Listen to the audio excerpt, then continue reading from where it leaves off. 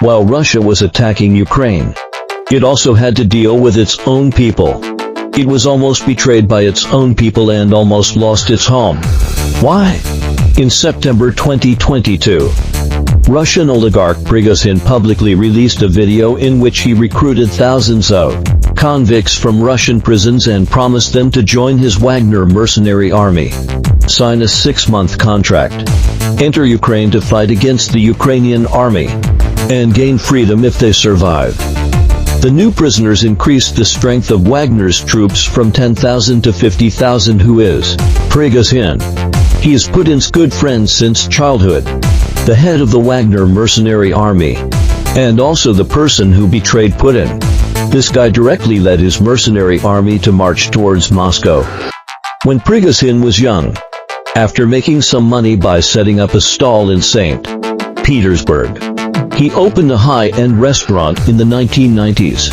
At that time, Putin just resigned from the intelligence agency and started his political career. He liked to go to Prigozhin's restaurant to eat, and the two became good friends. After Putin became president, he began to provide his good friend Prigozhin with a $100 million military contract to be responsible for the catering services of the Russian army. Prigozhin became a rich man and had high-level connections. In the mid-2000s, Prigozhin's security chief, Putin, a veteran of the Russian Special Forces, used his military connections to establish the Wagner mercenary army in 2014 to work for Putin until the outbreak of the Russia-Ukraine conflict on February 24, 2022. Prigozhin's Wagner mercenaries played a key role in the process of Russia's capture of important cities in Ukraine. Bakhmut. The Bakhmut campaign is also the bloodiest battle in the Russia-Ukraine conflict. Putin also relies heavily on Prigozhin and his Wagner mercenaries.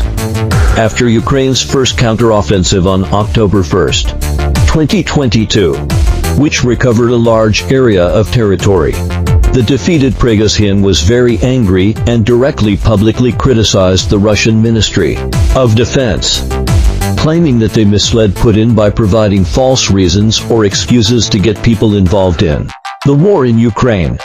At 4:44 a.m. on June 24, he led thousands of loyal mercenaries and up to 350 pieces of heavy equipment to occupy the Rostov headquarters of the southern military region. Prigozhin claimed to have 25,000 troops, and he brought 9 main battle tanks, including T-90 tanks, for Tiger vehicles, a Hail multi-tube rocket system, a howitzer, an Armor S-1 air defense system and infantry fighting vehicles.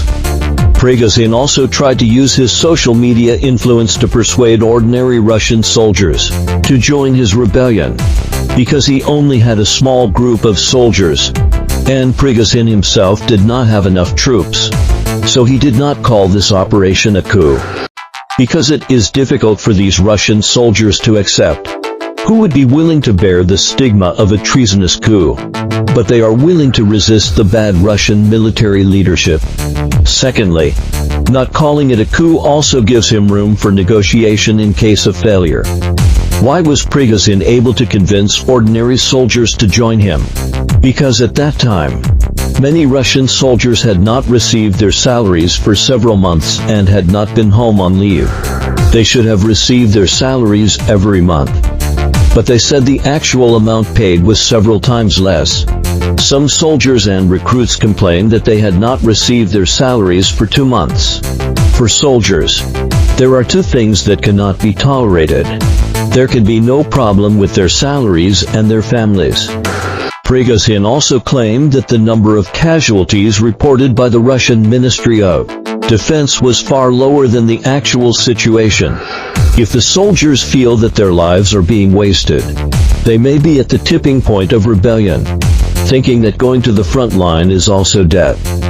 At this time, the Russian government quickly began to fight back. The former Russian commander immediately called on their troops not to follow Prigozhin or the Wagner troops. The Russian Federal Security Service filed a criminal case of inciting an armed rebellion against Prigozhin. But by 6:59 a.m. on Saturday, June 24th, Prigozhin and his armed soldiers had occupied and surrounded the Rostov headquarters of the Southern Military Region.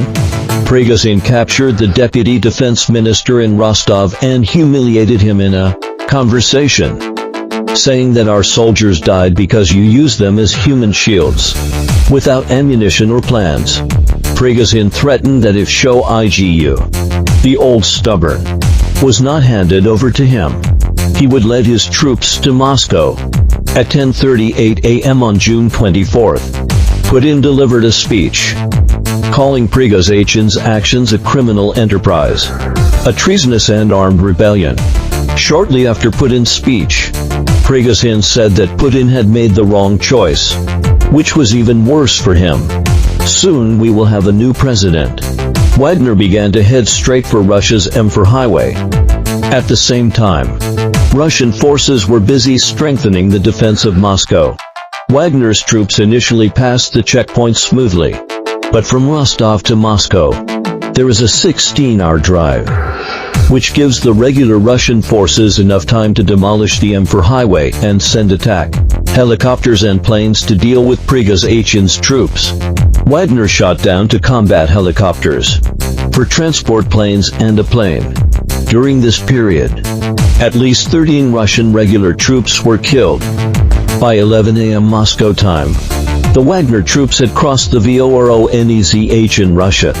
Prigozhin hoped to receive the reinforcement of tens of thousands of rebellious Russian regular soldiers when he reached Moscow, but the route to Moscow began to be attacked by air. However, as Prigozhin got closer and closer to Moscow, the large-scale support he needed did not appear as expected. Prigozhin overestimated his influence. At 18 on June 24th, the Wagner convoy split into 3 columns, possibly due to being scattered by the Russian Air Force. They were only 120 miles from Moscow. Nevertheless, Prigozhin still had enough firepower to cause huge problems for Putin if he continued to attack Moscow. But in a long battle, it would be difficult for him to capture the capital. This is why the two sides need to negotiate to end this conflict to avoid further embarrassment, because neither side can be 100% sure of the outcome. And for someone like Putin, it would be a humiliation to negotiate directly with his former little brother. This is the rebellion launched by Prigozhin, which ultimately ended in failure. Prigozhin negotiated with Belarusian President Lukashenko and reached an agreement that he would be pardoned and deliberately exiled to Belarus.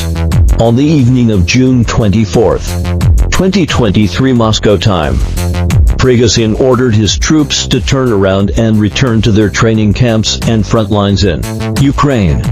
On June 26, Prigozhin released an audio communication claiming that he did not actually try to overthrow the government, and he turned around after the protest. The flight data of Wagner's private plane showed that the plane flew from Rostov to Belarus.